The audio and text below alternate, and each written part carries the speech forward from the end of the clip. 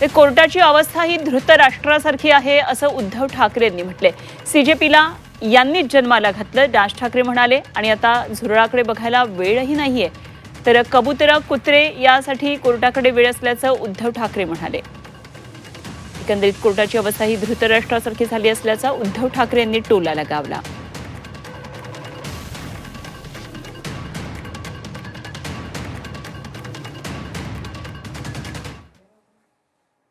न्यायालयाला कबूतरं कुत्रे यांच्याकडे लक्ष द्यायला वेळ आहे, पण कॉक्रोचकडे लक्ष द्यायला वेळ नाही, हे दुर्भाग्य आहे। आणि देशाची परिस्थिती आता अशी झाली का, आणि न्यायालयाची परिस्थितीसुद्धा अशी धृतराष्ट्रासारखी झाली का? म्हणजे द्रौपदीने धृतराष्ट्राकडे न्याय मागण्यासारखं झालेलं आहे आता। मधल्या काळामध्ये चंद्रचूड यांनी न्यायालयाच्या न्यायदेवतेच्या डोळ्यावरची पट्टी काढली होती, ती न्यायदेवतेने परत पट्टी बांधली आहे का आणि कशासाठी बांधलेली आहे? हे एकूणच जे चाललेलं आहे, हे सरकार आता कोणाला आपलं वाटतं असं दिसत नाही आहे।